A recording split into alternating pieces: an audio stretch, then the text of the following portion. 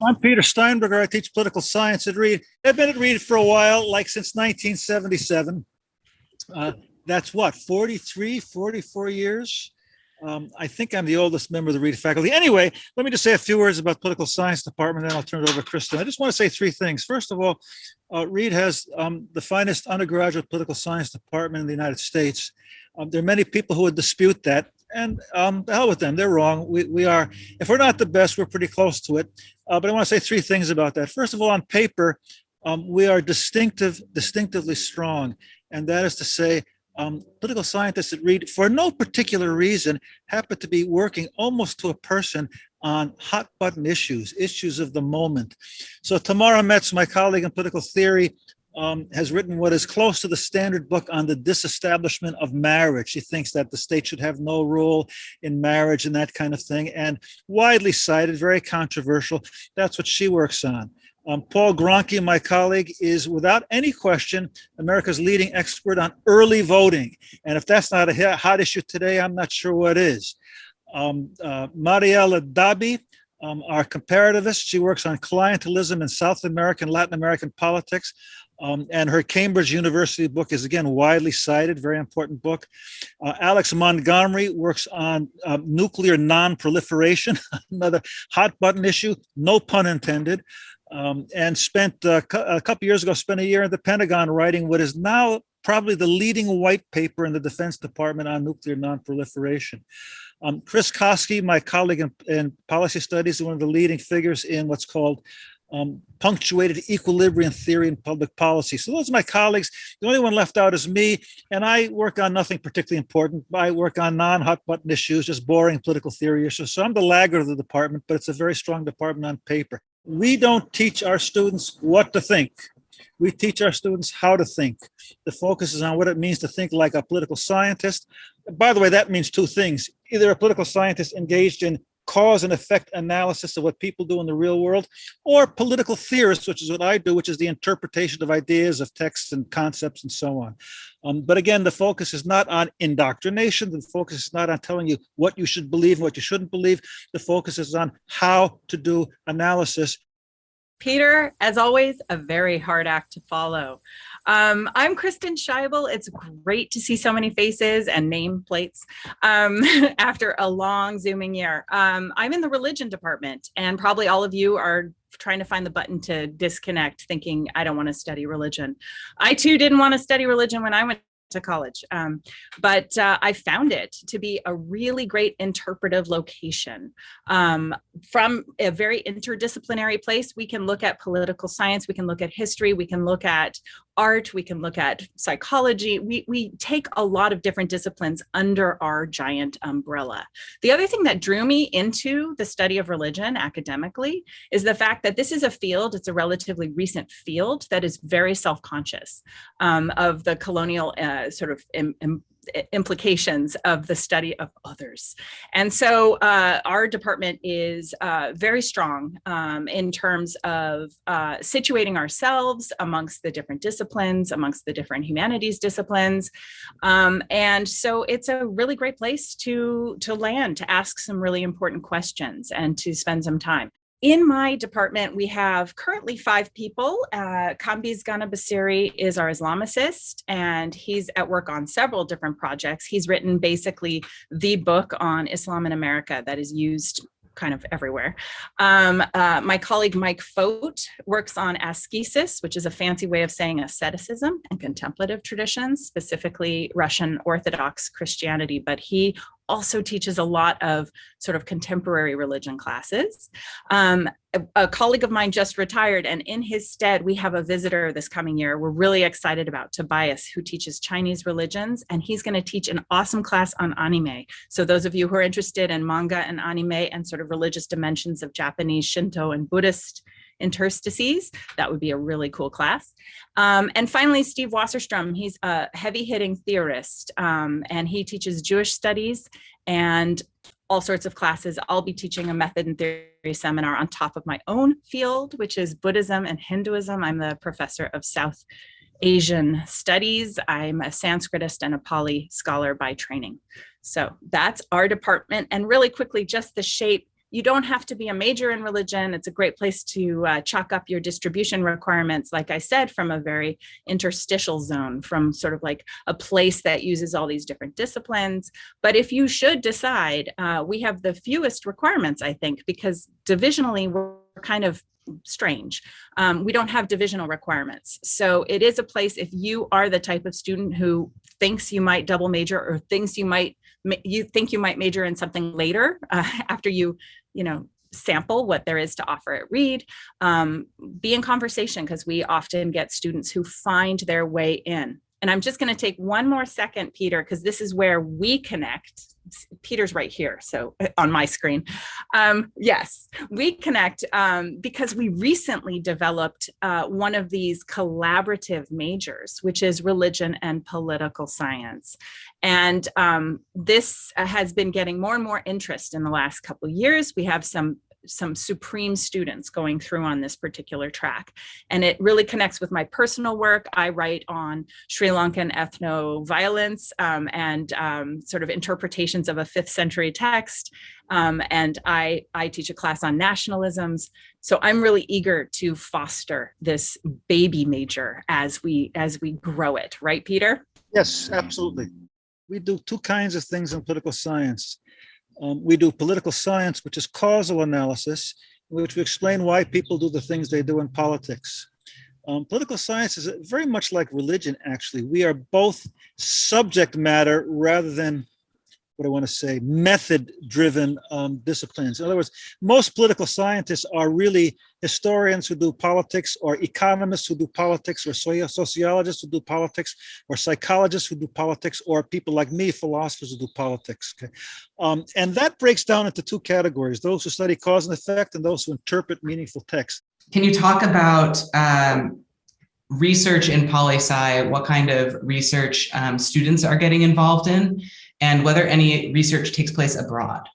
Research is fundamentally done in the senior thesis. Everybody has a senior thesis, and the topics are as wide and disparate as you can imagine. In addition to that, the political science department, maybe Kristin doesn't want to hear this, but political science department is loaded. We have a lot of money for student research, including privilege. You have a lot of privilege. We have a lot of privilege for student summer research.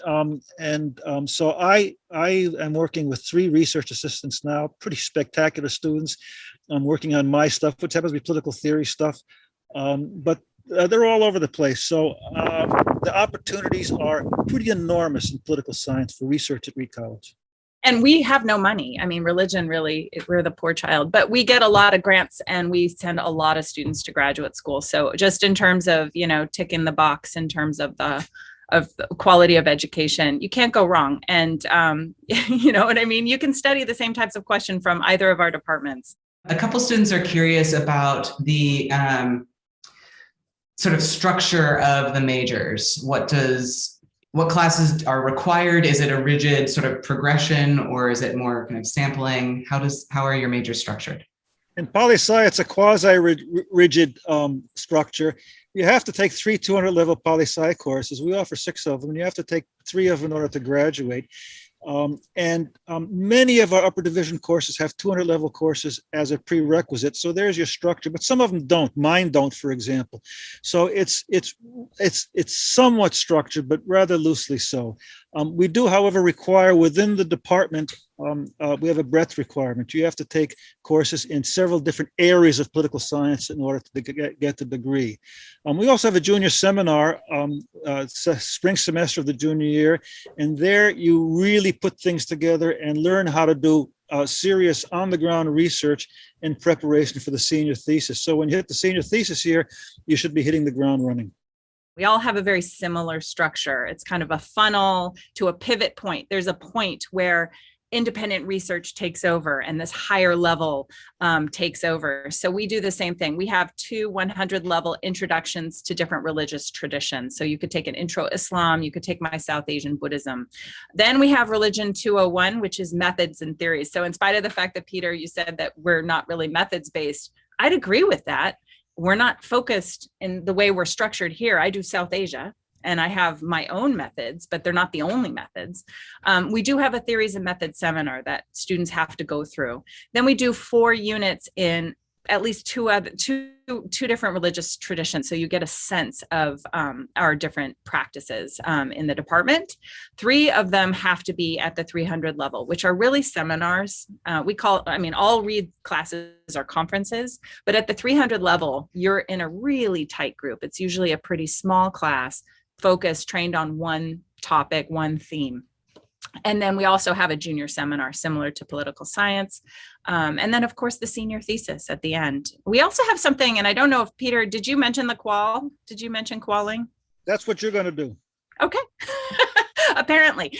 So as a junior in the spring at Reed, there's a qualifying exam. Every single department at Reed has a threshold, and you have to pass that threshold to be deemed prepared enough for the senior thesis, for the rigor of the senior thesis. It's nothing to be worried about because basically all of your coursework leads you up to that point. And the way we do it in religion, we have a qualifying exam, which is a 2-part exam. One, which is a current work in religious studies that you unpack based on the theorists that you've already read. So it's kind of an immersive, critical essay about a recent piece of scholarship. That's one half. The other half, one year we put out a puja box from a sort of Hindu tradition, something you could buy at an Indian market, and told students literally unpack it, try and figure it out, and write up a thesis proposal based on this object.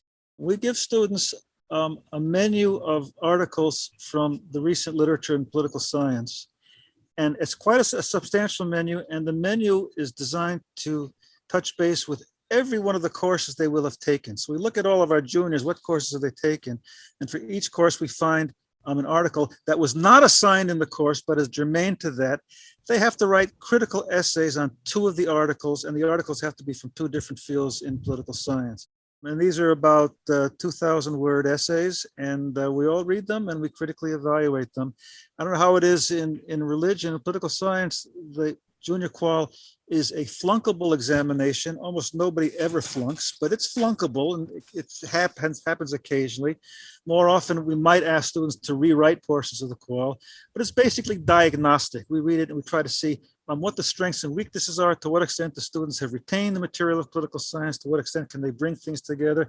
It's an occasion to bring your coursework together, to think about what you've taken. And so these are not random, unconnected courses, but they compose a program of some kind. We look to see how well you can argue, how well you can write, and so on, and generate a diagnosis on that, on the basis of which we begin to think about advising your senior thesis. Would you say that Reed does a good job of looking outside of Western and/or capitalist bias? My department does. I'm just going to claim it right here. And it's sort of a sore spot. We are very much not Eurocentric or West-centric in our religious studies department. So I will say the Reed Religion program is very much hardwired for a decolonial critique. And so, yes, I would say our program for sure. I would say our program probably not. This is an issue college-wide at Reed College. We have recently created a new major in comparative race and ethnic studies to help address these issues. It is wise for students to know that a lot of these issues are under construction of a lot of colleges. And I think one of the things that I find really interesting at Reed is that the debate is happening, and it's happening at least somewhat in public and amongst the whole body politic of the school. What are the goals of the Reed faculty in terms of influencing how your students think or see the world? I want to teach my students how to think like political theorists. What does it mean to interpret a text of political theory? And by the way, that's it. That's my only goal. We have a range of disciplines that the liberal arts are composed of. A discipline is a structure of concept, a structure of theory, a structure of method. Okay? That's what a discipline is. And to learn a discipline is to have a disciplined mind. And that means learning how to think effectively, not randomly all over the place, but have some kind of structure so that when you encounter a problem, you have some kind of system that you can make some sense out of it. I don't want you just to have fun. It's not like at the end of a course, you get to critique your faculty member. You give us feedback. I don't really care if you liked or didn't like the class at the end of the day. It's not consumer based. it's really, did I adequately prepare you to be a good and careful thinker and a good and careful speaker? Did that come across? Did something about my discipline, my method, help you kind of focus in? I liked what you said, Peter. It's not all these ideas, and a discipline really is to rein it in. And it's not really about me and what I'm trying to do. It's about the discipline.